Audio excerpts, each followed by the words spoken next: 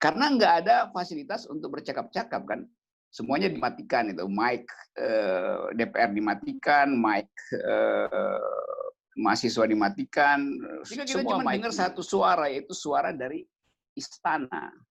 Nah, suara istana itu akhirnya juga dibatalkan oleh kebodohan para menteri sendiri. Saya lihat di mata Najwa dalam video itu bagaimana Aziz Syamsuddin yang adalah speaker DPR oleh Najwa. Akhirnya dia berhenti dan meninggalkan forum perdebatan itu kan.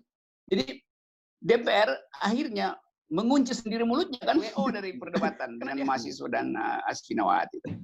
Lalu datang Menko Info Pak Joni Plate itu juga sama karena nggak bisa berdebat lalu dia udah kalau pemerintah dibilang hoax itu. Bayangkan dengan demonstran yang mampu mengolah politik dalam bentuk meme. Jadi terlihat kontras sekarang bahwa bicara istana antara dia menteri siapa aja itu gagap untuk menghasilkan diskurs yang disebut jadi opini. Kasihan ya mahasiswa Indonesia itu mesti terangkan, menerjemahkan ke anak-anak bule teman kuliah mereka slang yang sesuai dengan culture Amerika misalnya kan.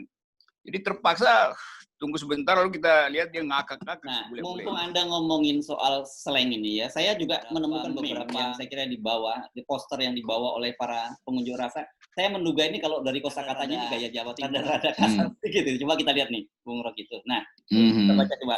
DPR tukang turu. Kali melek tutup gitu. Karena ini apa saya nggak nangkap ya. Jadi bahasa Indonesianya kira-kira begini saya terjemahkan.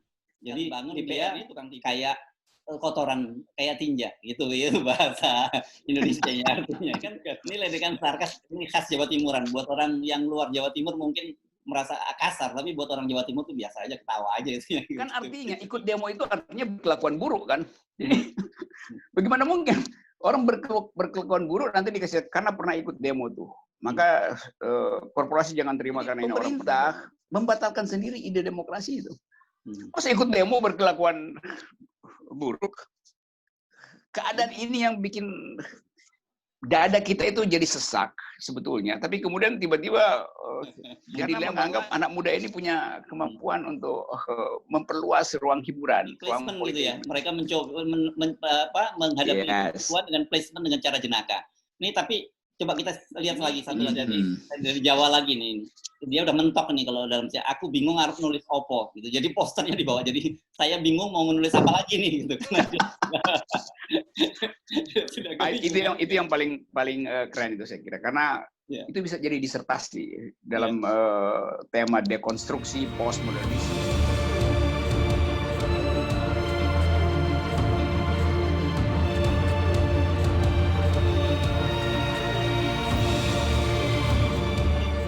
Apa kabar Anda semua? Mudah-mudahan tetap sehat. Kembali berjumpa dengan saya, Heris Bunarif dari Forum News Network. Saya masih akan mengajak Anda untuk melanjutkan program Politainment dari Forum News Network bersama dengan Bung Rocky Gerung. Politainment. Ya. Enak tuh, politik kalau dikemas secara infotainment itu sebetulnya bikin suasana adem gitu. Ya. Nah, ini kan kita kan kemarin ngomongin soal meme ya, berkaitan juga dengan kemarin ngabalin itu kan ada yang buat meme ada sampah di pagar istana sebagai jawaban atas dia karena dia menyatakan demonstran itu sampah demokrasi. Nah, ternyata meme-meme semacam itu kalau kita telusuri banyak sekali yang menarik, Bung Rocky ini. Salah satu yang menarik ini coba kita lihat nih. Ini ada saya nggak yakin ini ini benar-benar unjuk rasa, tapi saya belum dapat sumbernya. Tapi saya anggap ini meme saja. Ini ada seorang anak muda. Kita lihat nih fotonya ya. Nah tuh. Jadi artinya di situ mau protes di forum mic dimatikan. Ini berkaitan dengan DPR. Kemudian mau protes di jalan dihadang aparat. Nah mau protes di medsos ini kena undang-undang ITE gitu. ini kreatif saya kira ya. Dia bisa menggambarkan situasi politik dalam sebuah poster gitu, satu poster tapi menggambarkan semuanya gitu ya, Bung Rocky ya.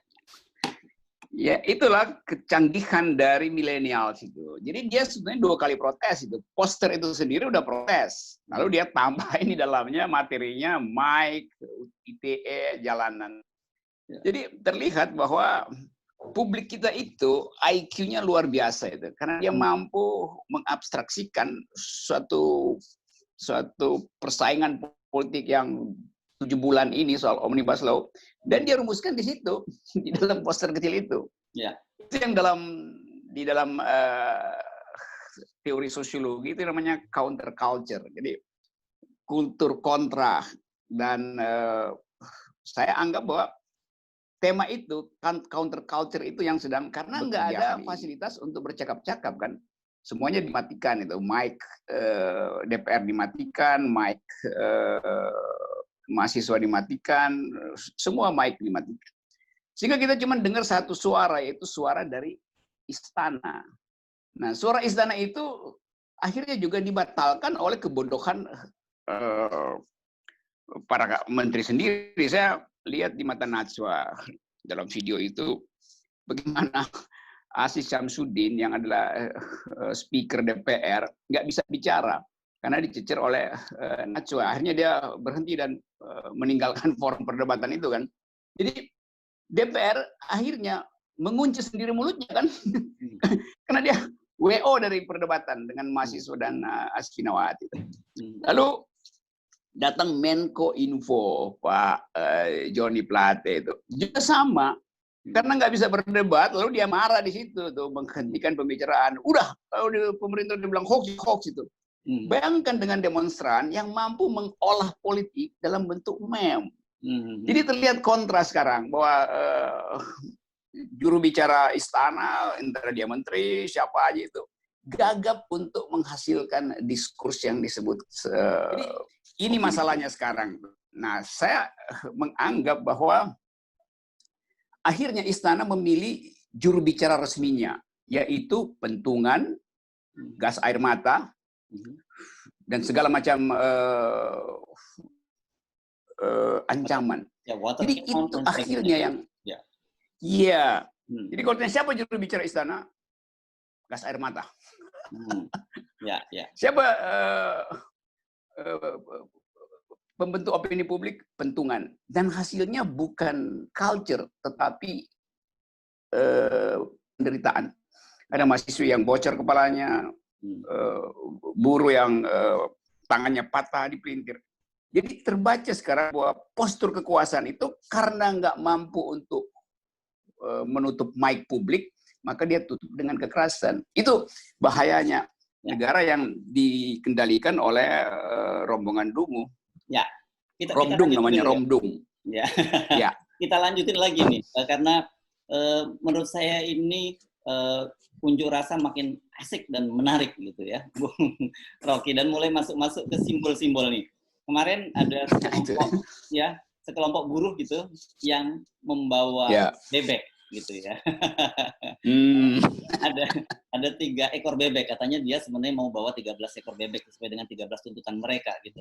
Tapi karena kalau terlalu banyak bebek itu kan akan terlalu ramai dan mungkin susah ngurusnya. Jadi dia bawa 3 ekor bebek. Ini kan juga simbolis gitu ya, dari peristiwa Presiden Jokowi pada waktu unjuk rasa pergi ke Kalimantan Tengah dan kemudian ke kandang bebek gitu kan.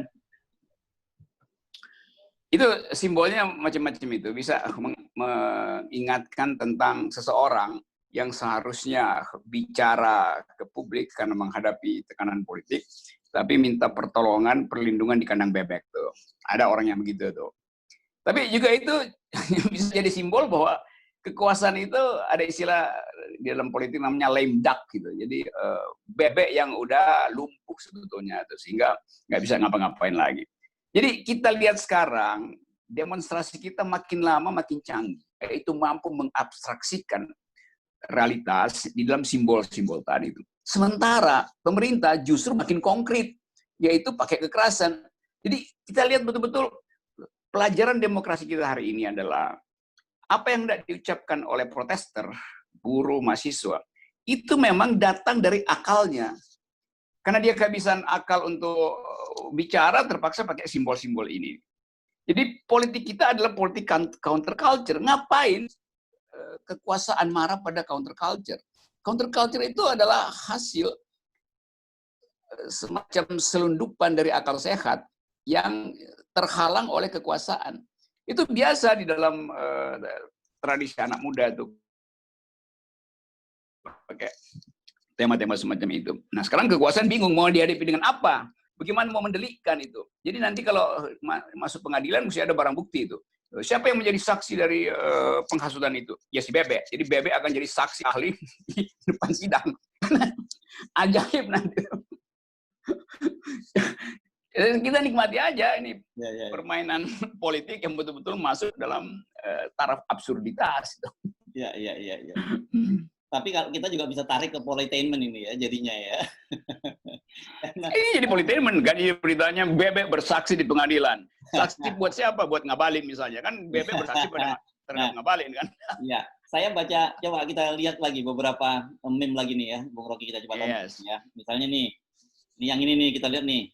Yang bawa ini, wah ini apa nih? Ada yang berdiri tegak tapi bukan keadilan. Wah, yang bawa perempuan. Jadi ini saya kira asosiatif ini kan. Kemudian ada juga ini anak muda yang melo nih, saya kira poster yang ini nih. Aku kira yang lemah cuma ternyata KPK juga. Itu pada waktu ini konteksnya dengan KPK. Nah, tapi ini yang saya kira bercandanya anak-anak yang Anda sebut milenial dan penggemar K-pop ini serius nih, walaupun bercanda serius saya kira yang ini ya. Kalau K-popers sudah turun ke jalan, artinya Indonesia sedang kacau. Yung ini mungkin salah satu artis Korea, saya kan tidak mengerti. Itu. jadi meskipun dia bercanda-canda, tapi saya kira ini cukup serius gitu artinya. Gua ini sekarang selama ini nggak peduli dengan politik. Kira-kira gitu kita bisa tapikan yang tapi buat turun. Gimana itu Bang Rocky? Kan mestinya pemerintah senang karena anak muda itu punya kreativitas itu. Jadi mestinya pemerintah rekrut mereka untuk jadi staf ahli di Kementerian Kementerian Inovasi Kreatif Parkref apa itu namanya itu. Kan ada menterinya kan, menteri apa? Menteri Industri Kreatif. Badan. Yes. Badan itu. Badan Ekonomi Kreatif. Nah itu. Nah ini poster-poster itu menandakan bahwa kreativitas itu berasal dari jalan karena bertemu dengan kenyataan. Jadi nggak perlu nyari-nyari CEO buat jadiin menteri urusan kreatif. Anak-anak ini adalah mereka yang betul-betul tahu dimensi dari political joke. Jadi mesti dia direkrut sebetulnya supaya istana itu punya kemampuan untuk bikin ketegangan ini berubah menjadi candaan. Tetapi ada orang yang menganggap bahwa jangan, kalau diganti nanti orang kayak Ngabalin nggak ada fungsinya lagi karena kreativitas justru muncul karena kelakuan orang semacam Ngabalin. Jadi Ngabalin jadi sumber inspirasi kita sebetulnya. Ya, jadi saya kira dalam sisi begitu kita bisa lihat sisi positif dari seorang Ngabalin ya. Iya, dia kreatif muncul dari sosok Ngabalin gitu ya. Dipicu oleh dia gitu. Ya karena kan mahasiswa mau mengangkut sampah di istana. Terus Ngabalin halangi itu. Betul Ngabalin. Karena buat apa ngangkut sampah dari istana? Karena istana adalah TPA, tempat pembuangan akhir. Jadi ngapain dipindahin lagi kan? Pikirannya begitu kan. Jadi itu yang terjadi itu. Lucu-lucuan begini adalah dimensi yang sublim dari politik kita tuh. Nah, aparat juga seharusnya mulai merasa bahwa nggak ada gunanya untuk pakai kekerasan, sebab seluruh simbol tentang kekuasaan itu sudah dimengerti sempurna oleh mahasiswa dan buruh, bahkan petani dari Garut kemarin ikut datang ke sini. Jadi satu keadaan baru di kita yaitu penggunaan kekerasan tidak lagi efektif karena batas minimal dari daya tahan otak orang itu udah terlampaui sehingga orang cari outlet melalui meme, dan meme itu lebih subversif dan lebih memalukan daripada lempar-lemparan batu. Karena meme itu akan berulang terus, akan diingat terus. Sama seperti meme-nya Pak Mahfud MD kan berulang lagi tuh, walaupun kita berupaya untuk menahan nggak ngeledek, tapi tergoda juga untuk terus mengulang-ulangi kata itu. Soal menyerengsakan gitu ya, itu banyak sekali versinya. Itu versinya banyak sekali. Coba kita putar satu nih ya. Ada versi baru nih, ini yang saya coba kita tonton sebentar nih ya. Satu versi ini menarik, saya lihat ada montir-montor ini yang memutarnya. Kita tonton, ini cuma salah satu versi. Kekacauan yang menyengsarakan rakyat, menyengsarakan rakyat, menyengsarakan rakyat itu, menyengsarakan. Saya ulangi ya, biar nggak diketahui, menyengsarakan. Kan diani kok bolak-balik. Ya, itu tadi salah satu versi, Bung Rocky. Banyak sekali joke-joke lain yang muncul di situ. Memang saya kira asik memang jadinya ya politik hari ini. Kan masalahnya sekarang Pak Mahfud setiap kali dia mau ngomong serius, dia sendiri akan ketawa di dalam hatinya. So nanti akan diledek orang kan. Jadi udah masuk di dalam subconscious beliau, dalam alam bawah sadar dia, sehingga dia makin hati-hati buat masuk di depan mic kan, nanti slip of the tongue lah gitu. Ini soal yang berbahaya karena publik udah meringkus istana melalui penjara meme ini. Jadi borgol publik itu namanya meme. Mau kemana lu? Nah, gue ledek lagi. Mau kemana lu? dan meme harusnya tidak bisa dihadapi dengan kekerasan, apalagi dengan water cannon kan nggak mungkin menyapu meme di ruang publik itu. Yang lebih unik lagi, meme ini masuk ke luar negeri dan diterjemahkan itu kan. Oh ya. Iya itu. Nanti dapat mesti cari nanti, one day kita akan bahas itu ya. Kasihan ya mahasiswa Indonesia itu, mesti terangkan, menerjemahkan ke anak-anak bule teman kuliah mereka, dan mesti cari slang yang sesuai dengan culture Amerika misalnya kan. Jadi terpaksa tunggu sebentar lalu kita lihat dia ngakak-ngakak si bule-bule itu. Nah, mumpung Anda ngomongin soal slang ini ya, saya juga menemukan beberapa meme yang saya kira dibawa, di poster yang dibawa oleh para pengunjuk rasa. Saya menduga ini kalau dari kosakatanya ini gaya Jawa Timuran ini. Rada-rada kasar gitu. Coba kita lihat nih, Bung Rocky itu. Nah, kita baca coba. DPR tukang turu. Sekali melek kaken tak atit, saya tutup gitu.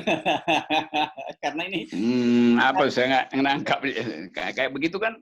Iya, ini Jawa Timur ini katanya ya. Ya, jadi bahasa Indonesianya kira-kira begini saya terjemahkan. Jadi DPR ini tukang tidur. Sekali bangun dia kayak kotoran, kayak tinja gitu ya bahasa Indonesianya artinya. Ini ledekan sarkas, ini khas Jawa Timuran. Buat orang yang luar Jawa Timur mungkin merasa kasar, tapi buat orang Jawa Timur tuh biasa aja, ketawa aja gitu. Taraf itu akan terus. Ya. Karena makin lama makin terlihat secara jelas bahwa pemerintah memang ingin membasmi gerakan-gerakan politik ini. Jadi akan ada meme yang suatu waktu mungkin presiden sendiri akan dibuatkan meme yang betul-betul menghina, dangkal, dan jorok. Tapi itulah akibatnya. Akibat dari macetnya komunikasi, orang cari fasilitas yang lebih sublim, tapi dengan efek yang lebih menghina.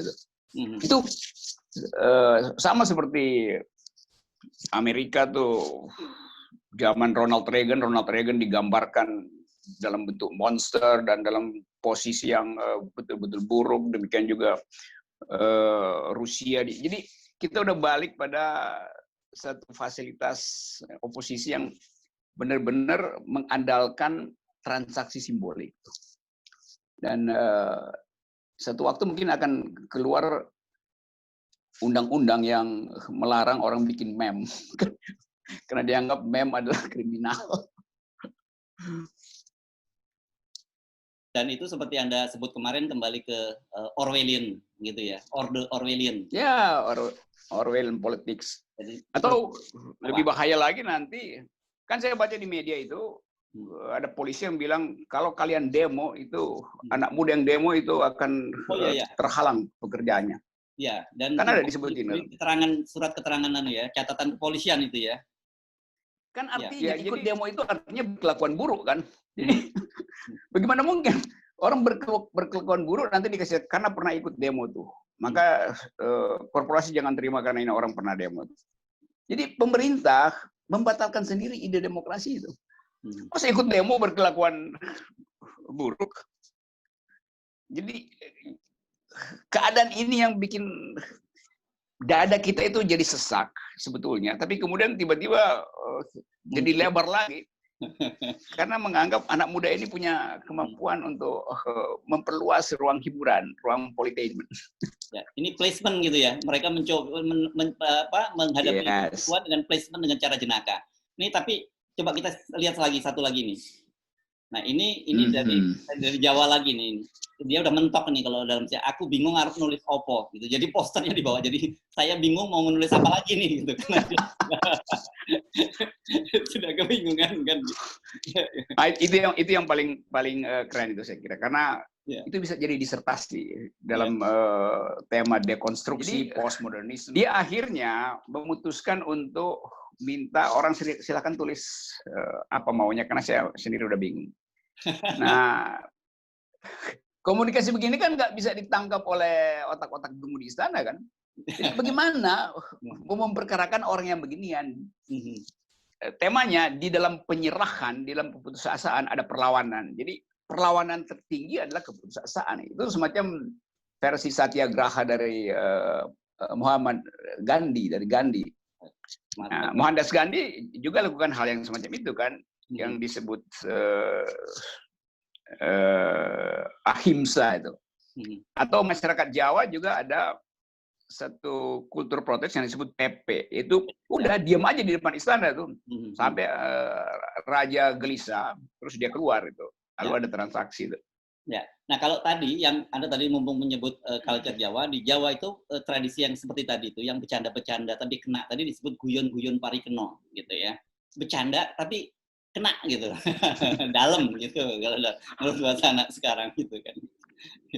Karena itu saya mau belajar dari mereka tuh. Saya udah setiap kali bikin satire, ternyata ada yang lebih hebat lagi bikin satirnya tuh. Yes. Saya kira ini makin menarik kita mulai mengamati dunia permeman dan juga dunia para kalangan milenial yang melihat sesuatu yang tegang, serius, menakutkan menjadi sesuatu yang menggembirakan dan mengasyikkan. Gitu ya, Bung Rocky? Oke, saya ikuti meme yang terakhir apa tadi meme-nya. Ya, aku bingung dan semua kita bingung dan karena itu kita tutup mata aja tentang tutup mata dan telinga terhadap apa yang diucapkan oleh pemerintah. Karena intinya juga kita anggap aja meme. Setiap kali presiden bicara kita anggap aja yang bicara tuh meme. Ya. Oke. Dengan pembicaraan itu kita tutup pembicaraan kita kali ini, Bung Rocky Gerung. Terima kasih. Ya, saya udah nggak tahu juga mau bicara apa. Oke. Yep. Oke.